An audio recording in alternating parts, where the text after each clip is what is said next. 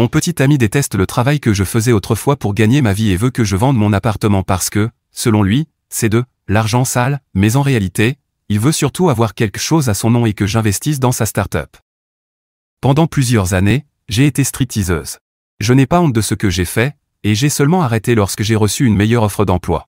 Pendant que je travaillais comme stripteaseuse, j'ai délibérément vécu le plus modestement possible, un minuscule studio miteux, des repas instantanés, des vêtements usés, parce que mes collègues m'avaient dit qu'en économisant comme une folle, je pourrais acheter mon propre logement avec ces revenus. Avant de prendre ma retraite, j'ai réussi à acheter un appartement de 3 chambres, payé comptant. Pendant un moment, je louais les autres chambres, mais j'en ai eu assez des colocataires, alors maintenant je les loue uniquement à court terme. J'ai rencontré ce gars il y a environ 18 mois, et nous sommes ensemble depuis. Il connaît mon passé professionnel et m'a dit que ça ne le dérangeait pas, même s'il m'a demandé de dire à sa famille le petit mensonge blanc que j'utilise parfois sur les CV, que j'étais serveuse, ce qui, d'une certaine façon, était vrai aussi. Il y a un mois, nous avons découvert que j'étais enceinte de 2 mois. Il a dit que c'était une excellente nouvelle et que nous devrions emménager ensemble. J'ai supposé qu'il emménagerait chez moi, puisque lui loue son appartement, bien plus petit, une seule chambre, alors que moi, je suis propriétaire et j'ai de la place pour une chambre de bébé, ce qui n'est pas son cas. Et puis, je ne veux pas quitter mon appartement, c'est le mien, je l'aime, je m'y vois vivre pour le reste de ma vie, et je ne veux pas perdre la sécurité qu'offre la propriété pour retourner payer un loyer ou un prêt immobilier chaque mois. Cependant, il a dit qu'il ne voulait pas vivre dans mon appartement et que je devrais le vendre pour qu'on en achète un ensemble. Je lui ai dit que j'aimais mon appartement, qu'il représentait des années de dur labeur et d'économie, et qu'il signifiait beaucoup pour moi. Il a répondu qu'il comprenait tout ça, mais qu'on devait vivre ensemble avant l'arrivée du bébé et qu'il ne voulait pas vivre dans mon appartement. Je lui ai demandé pourquoi, c'est un super endroit, central, spacieux, de la place pour ses affaires, une garderie dans l'immeuble tenu par une autre locataire, une école à 5 minutes à pied, et j'en passe. Il a dit qu'il ne voulait pas vivre dans un appartement acheté avec de l'argent de stripteaseuse. Ça m'a mis hors de moi, et je lui ai dit qu'il n'était pas question que je vende mon appartement, et que ça ne l'avait jamais dérangé avant que l'argent du striptease ait payé cet endroit. Je lui ai dit que je n'abandonnerais pas la sécurité d'être propriétaire pour quelqu'un qui essaie de me faire honte à propos d'une chose dont je ne suis pas honteuse. Il a répondu que si je vendais l'appartement, on pourrait en acheter un nouveau avec cet argent. Je lui ai dit, mais ce serait toujours de l'argent de stripteaseuse, non? Et il a répondu, c'est différent. Je lui ai demandé, comment ça? Et il a dit qu'il retournait chez lui parce qu'il ne pouvait pas me parler quand j'étais, comme ça. Il est maintenant de retour dans son appartement et m'a envoyé un texto disant que je réagissais de manière excessive et irrationnelle, et que je devais réfléchir à tout ça de façon réaliste, pas émotionnelle. Il dit qu'il ne se sentirait pas à l'aise d'élever un enfant dans mon appartement en sachant comment je l'ai acheté, et que vendre et déménager serait la meilleure solution pour tout le monde, sans parler du fait qu'il n'est pas sur l'acte de propriété, et que ce ne serait jamais notre appartement à lui. Je me demande si c'est moi la méchante, parce que je comprends qu'il puisse penser que c'est seulement à moi, et peut-être que je suis trop rigide à un moment où nous devrions coopérer. En plus, j'en ai parlé à ma sœur, et elle a pris son parti, donc 2 personnes sur 3 pensent que j'ai tort. Est-ce que je suis la méchante? Édition. À propos des conseils immobiliers des stripteaseuses. Très tôt dans mon travail, j'ai fait une remarque à propos du coût exorbitant des logements universitaires et du fait que je voulais trouver un appartement en ville, et quelqu'un m'a dit, oui, je suis tellement contente d'être propriétaire plutôt que locataire. Je lui ai demandé comment elle avait fait, et elle m'a répondu que je ne comprenais pas encore parce que j'étais nouvelle, mais que la plupart d'entre elles avaient acheté leur logement, soit comptant, soit avec un prêt, uniquement grâce à ce qu'elles gagnaient là-bas. Elles m'ont donné plein de conseils pour vivre le plus sobrement possible afin de pouvoir devenir propriétaire en quelques années. À propos de savoir si je veux avoir un bébé et vivre avec lui. Je pense que ce train-là est déjà parti, pour être honnête. La bonne nouvelle, c'est que s'il y avait une bataille pour la garde, je gagnerais facilement. Même s'il mentionnait le fait que j'étais stripteaseuse, j'ai fait tellement d'autres choses depuis qui pèseraient bien plus lourd, alors que lui n'a pas de revenus stables et déménage tous les 6 mois. Il m'a déjà jeté ça à la figure, généralement pendant des disputes, mais il s'est toujours excusé après. Je ne pense pas qu'il essaie de se défiler, puisque je n'ai jamais parlé de vivre ensemble, mais je ne peux pas totalement écarter cette possibilité maintenant. Il n'a pas beaucoup d'économies. Il a une start-up qu'il essaie de lancer, mais en presque 1 an, il n'a eu qu'environ 4 clients. Il jure que l'entreprise finira par décoller, mais il a quitté un emploi bien rémunéré pour se consacrer à ça, et maintenant il travaille dans l'hôtellerie via une agence, au salaire minimum, parce que son ancien poste ne lui permettait pas de gérer une entreprise en parallèle. En gros, il a brûlé ses économies et ses relations pour maintenir sa société à flot. Il semble que l'option 1 serait qu'on achète un nouveau logement pendant que je loue le mien, ce qui signifierait qu'on verserait un acompte et qu'on paierait ensuite un gros prêt immobilier ensemble. L'option 2 serait que je vende mon appartement, et comme c'est un 3 pièces, on aurait probablement environ 80% du prix total d'une maison de 3 chambres, puis on prendrait un prêt plus petit à rembourser. Tu veux savoir ce qu'il y a de plus drôle, et par drôle, je veux dire révoltant? À chaque occasion spéciale, lui et ses amis vont dans un club de striptease. Enterrement de vie de garçon, anniversaire, diplôme, promotion, il y va au moins tous les quelques mois. Et il a le culot de me reprocher d'avoir été stripteaseuse il y a des années. Il va dans un club de striptease plusieurs fois par an. En fait, il va souvent dans le même club où je travaillais autrefois. Et au sujet de la contraception, je n'en prends pas pour des raisons médicales, mais il a toujours utilisé une protection. Je n'ai jamais rien remarqué d'anormal, pas de fuite, pas de préservatif cassé.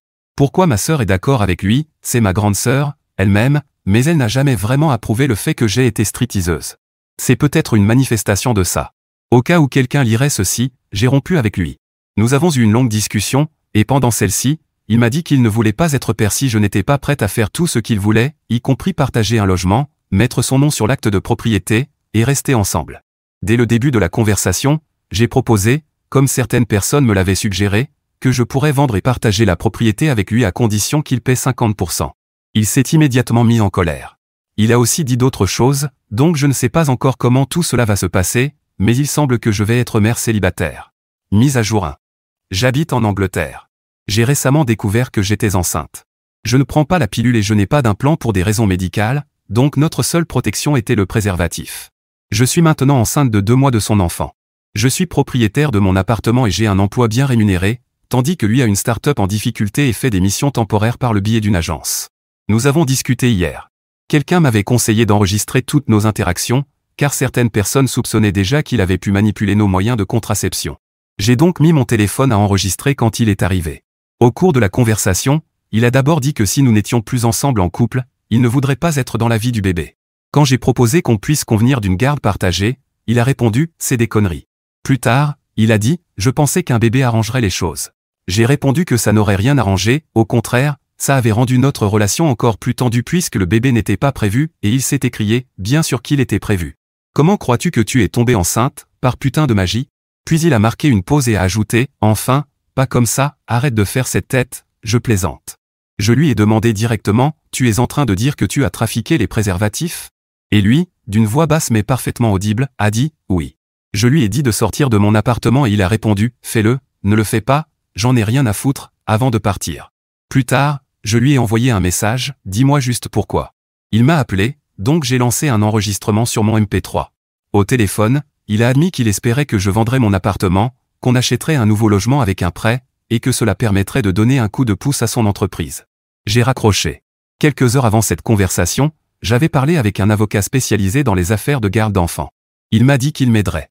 Cependant, il est marié à une amie à moi, que j'aime beaucoup, mais qui a tendance à être bavarde et un peu condescendante, du genre « oh, la pauvre », donc je ne veux pas que l'un ou l'autre soit au courant de tout ça, sauf si c'est utile juridiquement. Mon ex ne savait pas que j'enregistrais, dans les deux cas. Ce sont uniquement des enregistrements audio, pas vidéo. Dans le premier, on dit nos prénoms plusieurs fois, mais pas dans le second. Est-ce que c'est recevable dans une affaire de garde? Est-ce que c'est utile dans ce contexte? J'ai l'impression qu'il a tout dit pour que je gagne la garde si un procès devait avoir lieu, mais si ce n'est pas recevable, je ne veux pas qu'il le découvre. Si ça l'est, est-ce que je dois simplement envoyer l'enregistrement au mari de mon ami, l'avocat? Merci d'avance. Eddie, je crains qu'il ne demande une garde partagée à 50-50e pour éviter de payer une pension alimentaire, ou même la garde majoritaire pour que je doive lui verser de l'argent, ce qu'il pourrait obtenir, car il a de la famille alors que moi, je n'ai que ma sœur et mon frère. De plus, il pourrait utiliser mon passé professionnel contre moi. Après avoir entendu tout ça, je veux la garde complète, mais j'ai peur qu'il s'y oppose. Il n'est pas trop tard, mais je ne vais pas avorter. Mise à jour 2. Pour commencer, j'ai rompu avec lui. Au début, il disait qu'il ne voulait pas être père si nous n'étions pas ensemble. Mais plus tôt cette semaine, il a dit qu'il voulait la garde principale, non seulement pour éviter de payer la pension, mais aussi pour que ce soit moi qui doive le payer. Et il a littéralement dit que c'était sa raison. Il a aussi admis que sa start-up était pratiquement morte, et qu'il espérait que lorsque je vendrais mon appartement, j'investirais également une partie de l'argent dans son entreprise. En résumé, tout ça n'était qu'une question d'argent pour lui. Et j'ai beaucoup de preuves documentées de tout cela. Il y aura une procédure judiciaire, mais j'ai déjà eu un avis juridique, et il semble que je puisse obtenir la garde exclusive, ce que je compte demander. Ces dernières semaines, ma sœur a insisté encore davantage pour que je répare les choses avec mon ex, parce que un bébé a besoin d'une famille complète. J'ai donc décidé de ne plus l'impliquer dans ma grossesse, ce qui l'a mise hors d'elle. Elle a également tout raconté à nos parents, ce qui m'a mise en rage, donc nous ne nous parlons plus. Je veux remercier toutes les personnes qui ont commenté mon premier post. Quand j'ai écrit pour la première fois, entre mon copain et ma sœur, j'étais persuadé que j'avais tort, alors recevoir autant de soutien m'a vraiment aidé à comprendre que je ne devais pas me remettre autant en question. Avec cette prise de conscience et tout ce qui se passe, j'ai décidé de commencer une thérapie la semaine prochaine. En résumé, tout cela se terminera probablement avec moi, mère célibataire, vivant dans mon appartement. Et franchement, c'est plutôt une belle issue, non? Et dit final, honnêtement, notre vie de famille quand nous étions enfants n'était pas très stable, et ma sœur a toujours voulu, dès qu'elle le pourrait, construire une famille nucléaire. Je pense que notre enfance l'a poussée à vouloir absolument ce modèle de famille complète, maintenant que nous sommes adultes. Certains pensent que ma sœur agit par amour et ne veut pas que j'élève cet enfant seul. Je le pensais aussi, je voulais y croire. Mais ensuite, elle a annoncé ma grossesse à nos parents, et jusqu'à ce moment-là, je croyais que ça venait d'un bon sentiment. Mais leur annoncer le bébé, ce n'était pas un geste bienveillant, ou alors naïvement maladroit au mieux. Mes parents m'ont mise à la porte quand j'étais adolescente, sans raison valable. Ma sœur a essayé de me faire me réconcilier avec eux, mais j'ai toujours refusé. Dans toute ma famille élargie, je n'ai gardé contact qu'avec 2 personnes, ma sœur et mon frère. Quant à savoir si mon ex me donnerait une part de son entreprise, absolument pas. Il s'attendait à ce que je vende mon appartement, que j'achète un nouveau logement, que nous mettions tous les 2 nos noms sur l'acte de propriété, et que le reste de l'argent aille dans son entreprise, qui, évidemment, lui appartiendrait à lui seul. Autrement dit, il ne voulait partager que lorsque cela l'arrangeait. J'ai tout raconté à ma sœur à propos de mon ex. Elle insiste en disant que nous pouvons arranger les choses et que, même s'il essayait de m'arnaquer, nous aurions fini par fusionner nos finances de toute façon, parce qu'elle est persuadée qu'on va se marier. Après qu'elle a tout dit à nos parents, j'ai coupé les ponts, mais je lui ai précisé que ce serait permanent ou temporaire selon qu'elle prenne conscience, ou non, de la gravité de ce qu'elle a fait. Je ne veux que des gens bien autour de mon bébé. Des relations saines, avec des personnes qui aiment mon enfant et moi, et qui veulent sincèrement faire partie de nos vies. J'ai fini par utiliser toute cette situation comme un test pour savoir à qui je pouvais vraiment faire confiance. Mon réseau de soutien se compose de bons amis et de mon frère. Ma sœur et mon ex avaient des clés de mon appartement, mais j'ai changé la serrure et ajouté un verrou. Mes parents ne devraient pas avoir mon adresse, sauf si ma sœur la leur a donnée, mais comme nous ne nous sommes pas parlé depuis des années, je doute qu'ils soient assez stupides pour venir frapper à ma porte en s'attendant à jouer la comédie de la famille heureuse. Vu la situation actuelle, je doute qu'on me laisse avoir quelqu'un dans la salle d'accouchement, mais je compte demander à l'hôpital, quand la date approchera, s'ils peuvent empêcher quiconque d'y entrer sans mon accord. J'ai souvent tendance à douter de moi à un point où je finis par aller contre mon intuition juste pour ne pas paraître irrationnel ou difficile, alors des espaces comme celui-ci sont une véritable bénédiction. Merci. Mise à jour 3. Je ne savais pas si je devais considérer cela comme un coup de panique ou une demande d'aide, parce que je suis paniqué, et ça se voit, mais j'ai aussi besoin de conseils. J'ai eu une échographie aujourd'hui, et, ce sont des jumeaux. La technicienne a dit qu'il était difficile d'en être sûr, mais qu'elle pensait qu'ils étaient identiques. Elle m'a aussi demandé de combien de semaines je pensais être enceinte. J'ai répondu, d'après mes calculs, environ 14 semaines, mais sans certitude, car c'était mon premier vrai examen depuis mon rendez-vous chez le généraliste, qui m'avait dit qu'on me le confirmerait à l'échographie. Elle m'a dit que moi et les bébés étions un peu trop grands pour 14 semaines et que nous ressemblions plutôt à 16 semaines.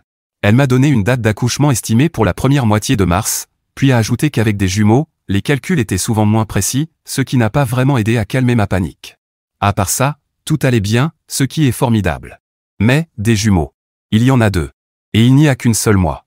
Et je crois que la réalité vient de me frapper de plein fouet, je n'ai jamais été mère auparavant, je n'ai aucune idée de ce que je fais, et bientôt, il y aura non pas un, mais 2 petits êtres qui dépendront entièrement de moi et qui arriveront en mars. Quand? En mars, surprise. J'ai la place pour des jumeaux, j'ai les ressources pour des jumeaux, je crois même avoir l'énergie pour des jumeaux. Mais je suis terrifié. Je n'ai aucune idée de ce que je fais. J'ai 3 chambres, est-ce que je les mets ensemble ou séparées?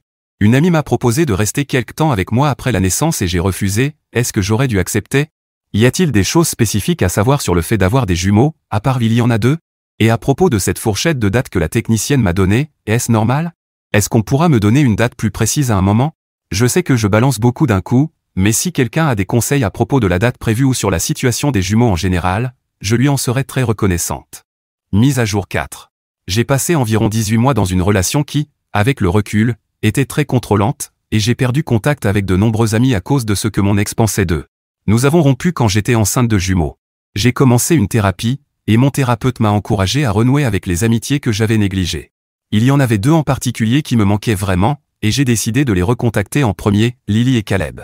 Ils étaient ravis d'avoir de mes nouvelles et ont tout de suite compris la situation avec mon ex. Je leur ai écrit à la mi-octobre, et c'était comme si on ne s'était jamais perdu de vue. Je connais Lily depuis qu'on est gamine, et j'ai rencontré Caleb à la fac, il y a presque 10 ans. Mon ex n'aimait pas Lily parce qu'elle est bisexuelle, comme moi, et il n'aimait pas Caleb parce que c'est un homme hétéro. Depuis octobre, je parle régulièrement avec eux deux. À Noël, nous étions tous seuls, alors je leur ai dit qu'ils pouvaient venir chez moi s'ils le voulaient. Lily et Caleb se connaissaient déjà, mais seulement comme connaissances. Pendant le dîner de Noël, ils sont devenus amis. Eux, ainsi que quelques autres amis, se sont cotisés pour m'offrir un robot de cuisine et plein d'affaires pour les bébés. Après ça, Lily et Caleb ont commencé à venir plus souvent. Ils ont créé un groupe de discussion pour planifier les choses ensemble, m'ont aidé à installer la chambre des bébés, Lily m'a accompagné à un rendez-vous médical, et quand j'ai mentionné en passant que j'avais envie de glace, Caleb est venu le lendemain avec 4 pots. Ce ne sont que des exemples, mais globalement, ils ont fait énormément pour moi ces derniers mois. J'ai accouché il y a 3 semaines, presque un mois plus tôt que prévu.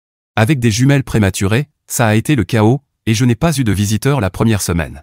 Mais quelques jours après mon retour à la maison, ils ont envoyé un message dans le groupe « Ouvre la porte », et quand je l'ai fait, il y avait un sac avec des repas préparés, des encas et quelques boîtes de lait maternisé. Quand j'ai commencé à recevoir des visiteurs, ils sont venus ensemble, l'un s'occupait des bébés pendant que l'autre faisait le ménage. La seule raison pour laquelle je peux écrire ceci maintenant, c'est parce qu'ils sont venus aujourd'hui. Caleb a endormi les 2 filles, et Lily m'a laissé le dîner prêt pour ce soir. J'ai une relation compliquée avec le fait de demander de l'aide. Depuis mon plus jeune âge, j'ai dû être autonome, alors solliciter de l'aide me met mal à l'aise. Ils le savent, c'est pour ça qu'ils n'attendent jamais que je demande, ils viennent simplement et ils aident. Je les ai remerciés 1000 fois, mais ils me répètent toujours que ce n'est pas nécessaire, on est amis, c'est normal, même si je sais qu'ils en font bien plus que ce que n'importe qui ferait dans une telle situation. Ce qui m'amène à ma question, comment puis-je remercier Lily et Caleb de tout ce qu'ils ont fait pour moi ces derniers mois? Par où commencer? Eddie, une lettre est une idée adorable, et ça m'éviterait de bafouiller n'importe quoi si j'essaie de leur dire en personne. On a déjà regardé un film ou une série ensemble quelques fois, mais je finis toujours par m'endormir. Je pense me remettre à la pâtisserie bientôt, alors peut-être que je leur ferai des brownies. Certaines personnes m'ont dit que je devrais leur donner un de mes bébés, ça paraît équitable, non?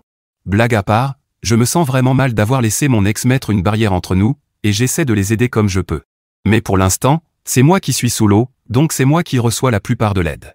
J'ai aidé Caleb dans son travail, puisque nous sommes dans le même domaine, et je viens de leur préparer un plateau de brownies au caramel, donc je me sens un peu plus en équilibre maintenant, même si je sais qu'ils ne se soucient pas d'être en avance. Je ne savais pas qu'on pouvait désigner des parrains et marraines. Je le ferai sans hésiter s'ils acceptent. Quant à l'épouser les deux, comme certains l'ont suggéré, c'est tentant, pour être honnête. On flirte pas mal, mais je ne suis pas sûr qu'on en soit encore là. Je plaisante, enfin, à moitié. Mise à jour 5. J'ai des jumelles de 3 mois. Je n'ai plus de contact avec mes parents depuis 10 ans, car ils ont été très violents et m'ont mise à la porte quand j'étais adolescente. Pour cette raison, je ne leur permettrai pas de rencontrer mes filles. Ma sœur est enceinte de 3 mois. Elle vit avec nos parents et dit qu'elle compte continuer à y vivre, car elle ne veut pas élever un enfant elle-même, mais eux veulent un petit enfant. Le plan, selon elle, serait qu'ils vivent tous ensemble et que nos parents élèvent l'enfant pendant qu'elle en serait la mère uniquement sur le papier. J'ai appelé ma sœur pour trouver un moyen de sortir ce bébé de la maison de nos parents. Elle m'a dit que si je voulais m'en occuper, elle accepterait une adoption légale, mais que ce serait la seule option qu'elle envisagerait. Le père biologique ne sera pas impliqué, donc il n'entre pas en ligne de compte. J'ai les moyens financiers d'accueillir un 3e enfant et, avec quelques aménagements, je pourrais lui faire de la place. Je peux prolonger mon congé maternité jusqu'à 1 an complet, il devait bientôt se terminer, ce qui signifierait que lorsque le nouveau-né arriverait, il me resterait environ 3 mois de congé pour m'adapter. Je suis mère célibataire, mais j'ai un solide réseau d'amis qui m'aident, et mon employeur a été très compréhensif face à mes absences. De plus, mon emploi me donne droit à une garde d'enfants gratuite. Pensez-vous qu'il serait raisonnable d'aller de l'avant avec cette adoption? Que représenterait le fait d'avoir des jumelles de 9 mois et un nouveau-né en même temps? Est-ce que des âges aussi rapprochés auraient un effet sur leur développement en grandissant? Désolé si ce n'est pas l'endroit le plus approprié pour demander, mais ça m'a semblé le forum le plus logique pour en parler. Mise à jour 6. J'ai publié cela ailleurs, mais quelqu'un m'a redirigé ici, donc j'espère que c'est bon. J'ai des jumelles de 3 mois, et ma sœur est enceinte de 3 mois. Elle veut que j'adopte son enfant, ce qui signifierait que lorsque mes filles auront 9 mois, j'adopterai probablement son nouveau-né, donc j'aurai 3 enfants de moins d'1 an. Les jumelles vont bien.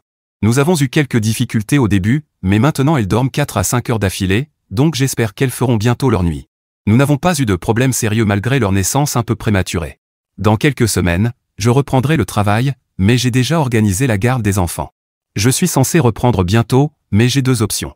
Soit prolonger mon congé maternité à 1 année complète, ce qui veut dire que je resterai à la maison pendant 6 mois, puis que le nouveau-né arriverait, et que j'aurai ensuite 3 mois pour m'adapter. soit reprendre le travail pendant 5 à 6 mois et prendre un deuxième congé quand le bébé arrivera. Quelle option semble la meilleure? J'ai un appartement de 3 chambres, et le plan initial était que, quand les filles seraient plus grandes, elles aient chacune leur chambre. Mais si j'accueille un troisième enfant, comment devrais-je organiser l'espace? Pourrait-elle partager une chambre, et pendant combien de temps? Devrais-je déménager dans un logement plus grand immédiatement, ou pourrais-je attendre d'avoir un peu plus d'économie? Je veux vraiment accueillir l'enfant de ma sœur, puisque c'est le seul moyen de le mettre à l'abri, mais je ne sais pas si avoir 3 bébés en même temps est la meilleure idée, surtout en tant que mère célibataire. Y a-t-il quelqu'un dans une situation similaire qui pourrait me donner une idée plus concrète de ce que c'est que d'avoir 3 enfants de moins d'1 an? Je pense bien m'en sortir avec 2, mais un troisième, à peine 9 mois plus jeune que les autres, n'a pas l'air simple, pour dire le moins. Tous les conseils et avis sont les bienvenus. Merci. Eddie, j'ai les moyens financiers d'accueillir l'enfant, et je pense pouvoir gérer toute la logistique liée au bébé. Le seul inconvénient possible, c'est que je n'ai que 3 chambres, et avec cet enfant, nous serions 4. Si cela pose problème immédiatement, les choses pourraient devenir compliquées. Mais depuis la naissance des jumelles, j'ai déjà prévu de déménager dans quelques années pour un logement plus grand. Donc si cela peut attendre, ce n'est pas un souci. Je suis mère célibataire, et sur mes 4 frères et sœurs, je ne garde contact qu'avec un seul frère en qui j'ai totalement confiance avec mes filles. Il a cependant dit qu'il préférait ne pas faire de babysitting. Mais j'ai un solide réseau d'amis, dont mes 2 meilleurs amis, qui ont accepté d'être les parrains et marraines des jumelles dès que nous pourrons organiser le baptême. Ils m'aident souvent pour que je puisse me reposer. Et quand j'ai été malade après l'accouchement, ils sont venus s'occuper de moi et des filles. Et même s'ils ne pouvaient pas, j'ai d'autres amis sur qui je peux compter. J'ai aussi un thérapeute pour mon équilibre mental et émotionnel, même si les séances ont été un peu irrégulières ces derniers temps. Sur le plan pratique, tout semble viable, financièrement et physiquement. Je peux me permettre une poussette triple, un lit supplémentaire et tout le reste dont j'aurai besoin. Bien sûr, s'occuper de 3 bébés serait beaucoup de travail, mais je pense avoir bien géré les 2 jusqu'ici. J'espère que les jumelles feront bientôt leur nuit, et même si un nouveau-né risque de perturber ça, il y a des stratégies que je peux adopter. Mon travail est aussi très compréhensif, donc je ne prévois pas de problème de ce côté-là. Concernant l'adoption, si je la fais, ce sera par voie légale, non pas parce que je ne fais pas confiance à ma sœur, mais parce que je ne fais pas confiance à mes parents. C'est une décision très difficile, et j'essaie de ne pas la prendre à la légère, mais en parler ici m'aide à y voir plus clair. Il me reste environ 6 mois avant la naissance du bébé, donc je n'ai pas besoin de donner une réponse à ma sœur tout de suite. Je vais prendre mon temps et réfléchir posément avant de faire quoi que ce soit. Mise à jour 7. Je vais adopter l'enfant de ma sœur. Il est né il y a 8 jours, mais il est prématuré de plus de 2 mois, presque 3. L'accouchement devait être par voie naturelle, mais a finalement eu lieu par césarienne à cause de complications. Malgré tout, la césarienne s'est déroulée normalement, sans problème.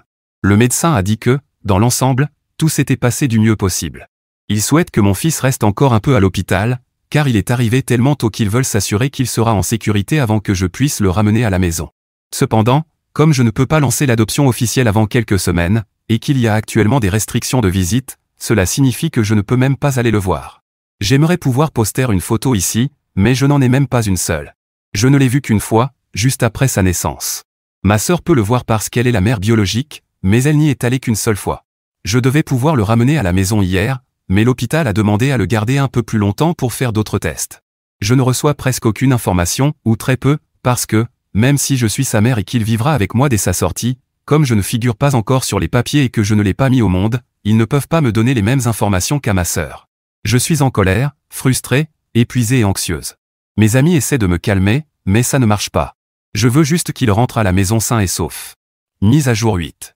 J'avais perdu le mot de passe de ce compte et je n'avais pas ajouté d'adresse email, mais aujourd'hui, en naviguant déconnecté, je suis tombé sur un post qui m'a tellement énervé que j'ai ressorti mon vieux portable, celui que je n'avais pas utilisé depuis 2 ans, il avait le mot de passe enregistré, et j'ai réussi à me reconnecter juste pour répondre à ce post, mais il a été fermé au moment même où je me suis connecté.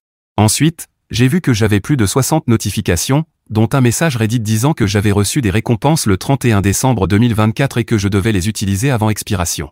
Oups. Le reste était des messages de gens me demandant comment j'allais, ce que je devenais, comment allaient les enfants, etc. Donc voici un petit message de mise à jour pour ceux qui sont encore là, je vais bien, merci de demander. Je n'aurais pas pu dire ça il y a quelques années, mais aujourd'hui, oui, je peux. Les enfants vont bien.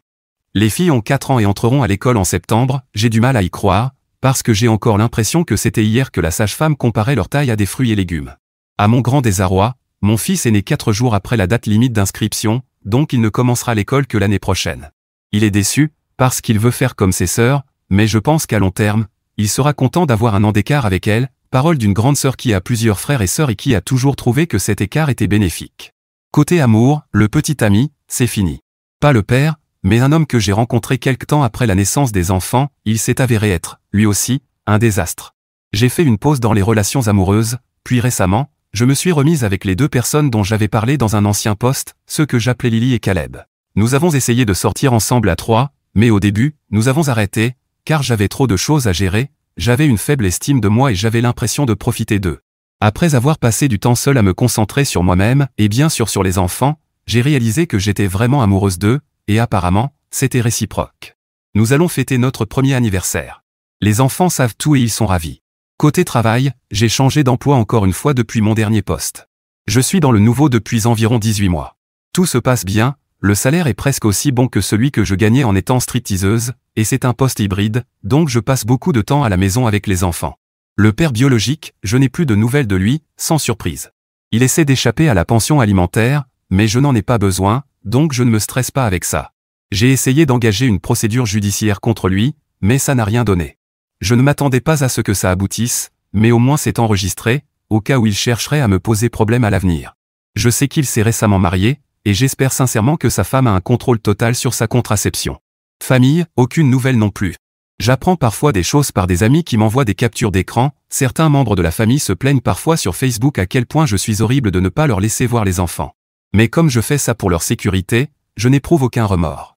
Appartement, avec l'agrandissement de la famille, j'ai envisagé de vendre. Je l'ai même mis sur le marché, et un agent immobilier faisait visiter pendant que je cherchais un nouveau logement. Je me sentais affreuse, parce que j'aime profondément cet appartement. C'est un symbole de tout ce que j'ai réussi à accomplir, de choses que je ne pensais jamais possibles. Et parmi les logements que j'ai visités, peu répondaient à mes attentes. Alors, quand l'appartement voisin a été mis en vente peu après, j'y ai vu un signe. J'ai parlé avec le propriétaire et notre agent commun, et nous avons convenu que je retirais le mien du marché, que j'achèterais le sien, et que nous réunirions les deux pour en faire un seul grand appartement. Ça a résolu tous mes problèmes d'espace, sans nuire à la valeur du bien. Cela a pris du temps à organiser, mais je suis vraiment heureuse de l'avoir fait, car mon seul problème avec cet endroit, c'était la taille, et c'est désormais réglé. Je ne sais pas trop quoi ajouter d'autre, peut-être que j'ai les cheveux roux maintenant, mais je suis ravi de répondre aux questions, si quelqu'un est encore là. J'imagine que la plupart des gens qui me suivaient quand j'ai posté pour la première fois, il y a 5 ans, sont, comme moi, inactifs, ont oublié leur mot de passe ou ont complètement oublié pourquoi ils me suivaient. Mais si tu te souviens de moi, salut et merci pour tous les messages de soutien et de bienveillance. Je vous suis vraiment reconnaissante. Quand j'ai créé ce compte, je n'avais aucune estime de moi, je me sentais mal tout le temps, et j'étais coincé dans une relation contrôlante dont je ne réalisais même pas la toxicité. Sans les personnes ici qui m'ont dit de partir, je serais probablement encore dans cette relation aujourd'hui, sans ma belle famille, ni mon magnifique appartement.